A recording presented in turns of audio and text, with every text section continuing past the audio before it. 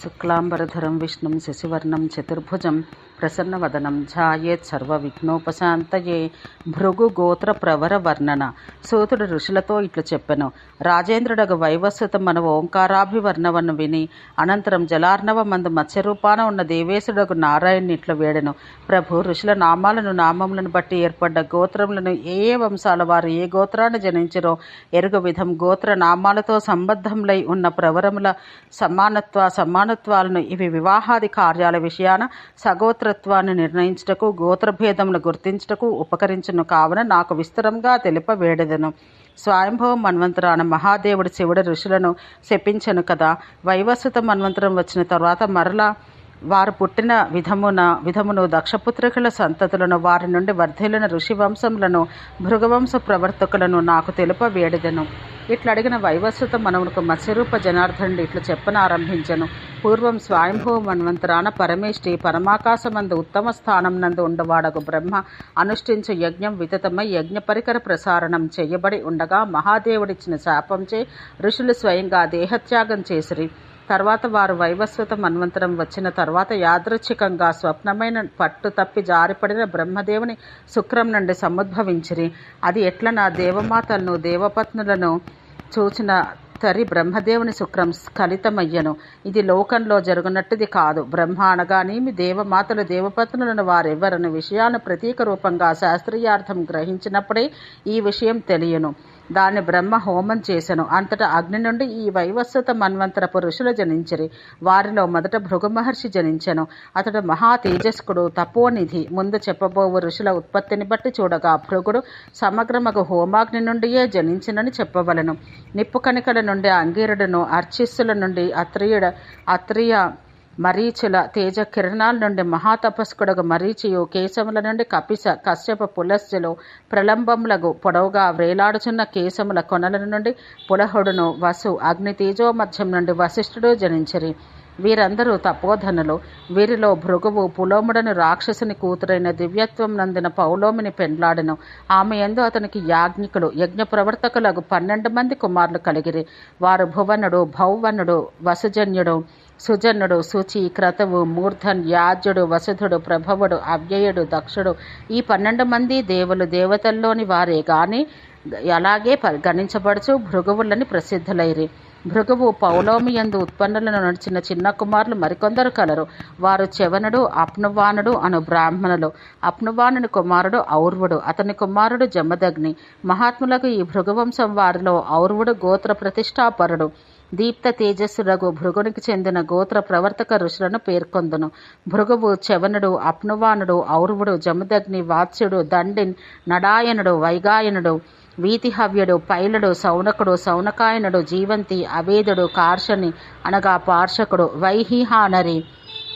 వైహీనరి, విరూపాక్షుడు, రౌహిత్యాయని, వైశ్వానతి, నీలుడు, లుబ్ధుడు, సావర్ణికుడు, విష్ణువు, పౌనుడు, బాలాకి, బలిసుడు, అనంతభాగినుడు, మృగుడు, మార్గేయుడు, మార్కండుడు, జవినుడు, నీతినుడు, మండుడు, మాండవ్యుడు, మాండూకుడు, ఫేనపుడు, స్తనితుడు, స్థలపిండుడు,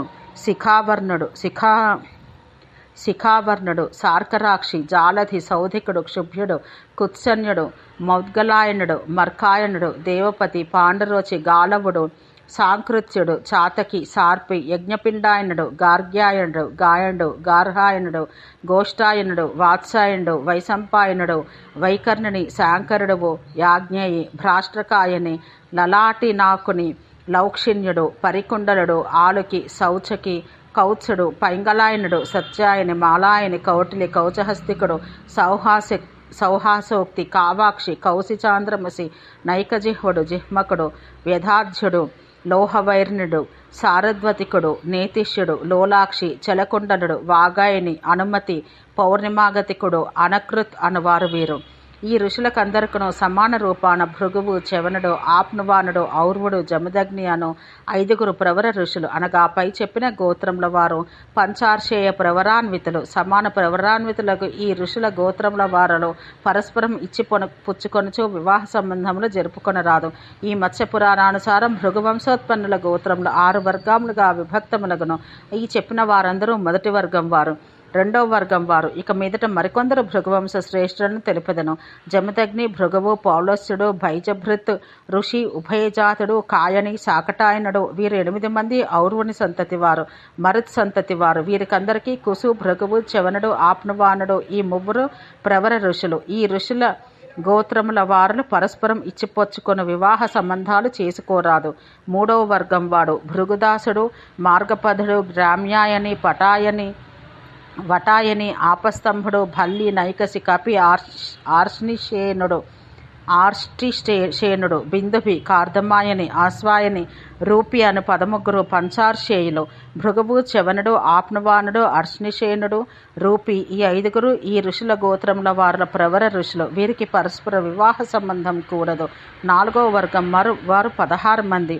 యస్కుడు, వీతహవ్యుడు, మయితుడు, దముడు, జైవంత్యాయని, మౌంజ్ఞ, పిలి, బలి, భాగిలుడు, భాగవిత్తి, కౌశాపి, కాశ్యపి, బాలపి, శ్రమదాగోపి, సౌరుడు, తిథి, గ్రామదుడు అనే ఈ ఋషుల గోత్రముల వారులకు భృగువు, వీతహవ్యుడు, వేతనుడను వారు ప్రవర ఋషులు.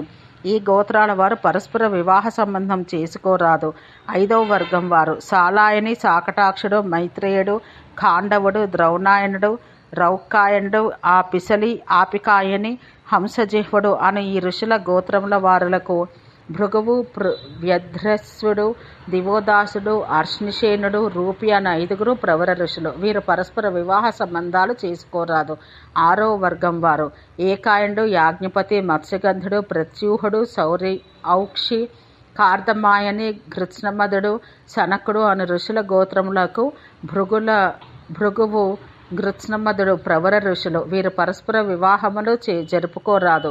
ఈ చెప్పిన గోత్రకారులకు భృగువంశ జాతుల నామములను కీర్తించినంత మాత్రమున నరుడు సకల పాప విముక్తుడు అగును. ఓం శాంతి శాంతి శాంతి.